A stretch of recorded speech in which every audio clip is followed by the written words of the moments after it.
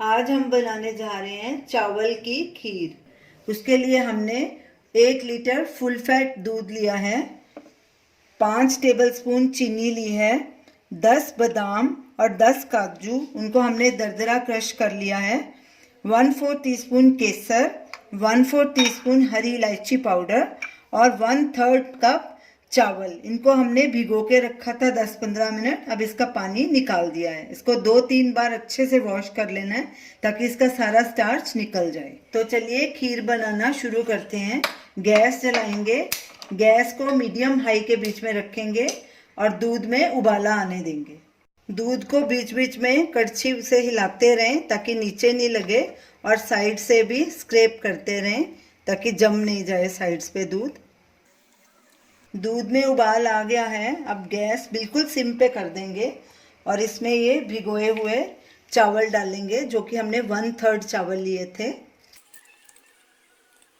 अच्छे से मिक्स करेंगे और इसे बीच बीच में हिलाते रहेंगे ताकि नीचे नहीं लगे और दूध को रिड्यूस होने देंगे और इसे तब तक पकाना है जब तक चावल और दूध अच्छे से मिक्स नहीं हो जाते।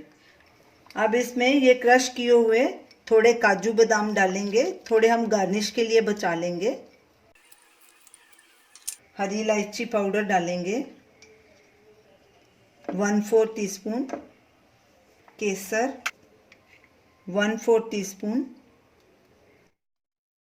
अच्छे से मिक्स करेंगे।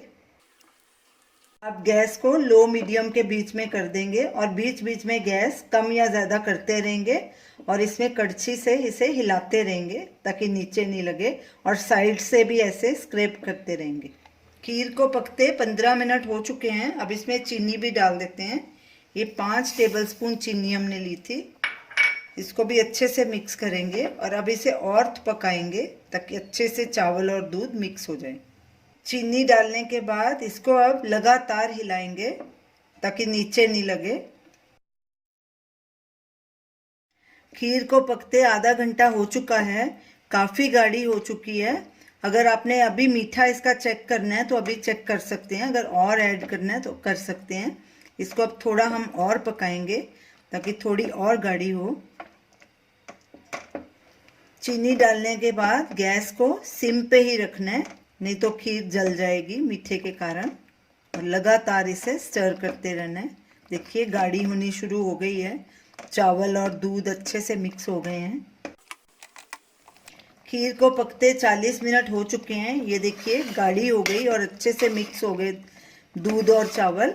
अब हम गैस को बंद करेंगे। इसकी कंसिस्टेंसी ऐसी होनी चाहिए।